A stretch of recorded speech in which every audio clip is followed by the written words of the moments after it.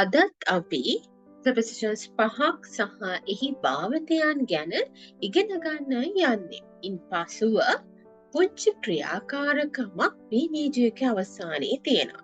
ඒකේ උත්තරත් තියෙනවා. ඉතින් රැඳිලා ඉන්න අපිත් එක්ක වීඩියෝ එක අවසන් වෙනතුරුම. Hi, මගේ නම ශෂ්ප්‍රභා පෙරේරා. අපේ මේ channel එකෙන් English grammar lessons ඔබට සරල ආකාරයෙන් ඉදිරිපත් කරනවා. ඉතින් තවත් ප්‍රමාද නොකර අපි යමු පාඩමට. අපි අද ඉගෙන ගන්න පළවෙනි preposition එක තමයි from. Used with to talk about different range of things. අපි to කියන වචනයත් එක්ක විවිධ පරාසයන් අතර තියෙන දේවල් ගැන කතා කරද්දී from කියන preposition එක භාවිත කරනවා. ඒක කාල පරාසයක් වෙන්න පුළුවන්, මිල පරාසයක් වෙන්න පුළුවන්, වයස් පරාසයක් ගැන කතා කරනවා වෙන්න පුළුවන්. අපි උදාහරණ බලමු.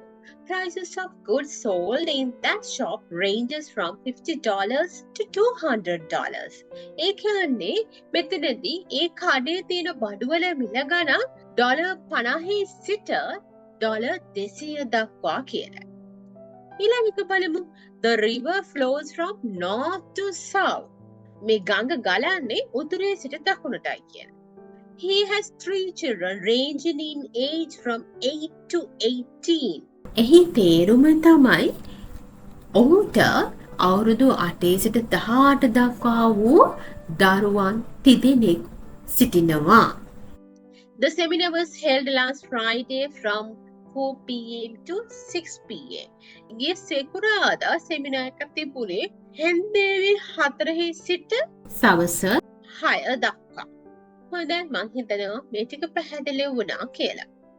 ඊළඟට to indicate source of separation. මම එක උදාහරණයක් එක්කම කියලා දෙන්න. She drew water from the well. මෙතන කලින් අපි කිව්වා separation එකක් ගැන කතා කරාදී වෙන් කිරීමක් ගැන කතා කරාදී අපි from කියන වචනය භාවිත කරනවා. She drew water from the well. ලිඳෙන් වතුර ගත්තා. එතනදී අපි from කියන එක අපිට භාවිත කරන්න පුළුවන්. I got money from her.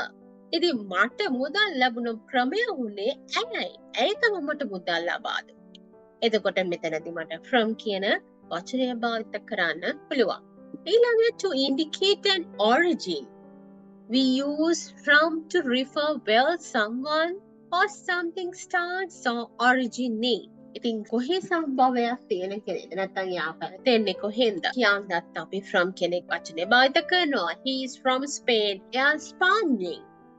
I'm from Sri Lanka. මම ශ්‍රී ලංකාවේ. Then I bought vegetables from the farm as they were newly harvested. මම කොහෙන්ද එළවලු මිලදී ගත්තේ? farm එකෙන්.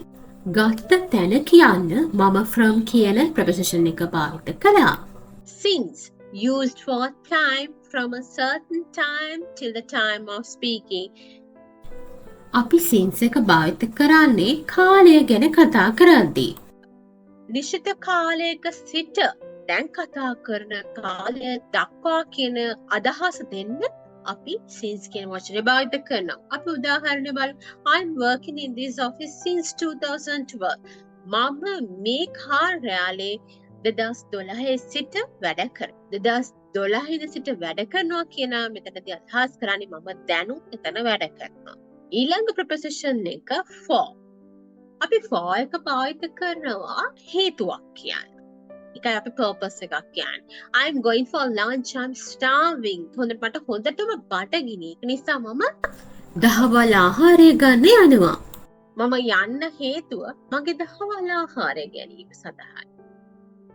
එතනදී අපිට for කියන preposition එක භාවිත කරන්න පුළුවන්. I wore this for the trip. මම මේක ඇන්නේ මොකටද? මොන හේතුවටද? මම මේක ඇන්නේ trip එකට යන්න.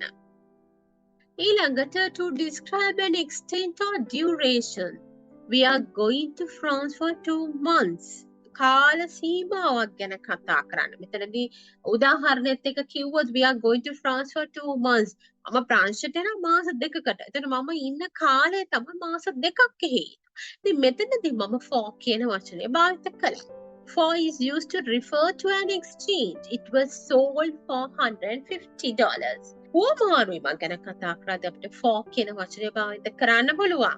අපි යමක් විකුණලා තියෙනවා $150කට.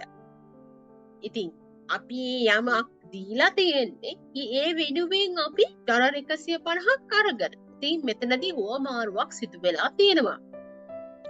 ඊළඟට in defense or to help. I bought this for my mother. මම මේක ගෙනාවේ මගේ අම්මට.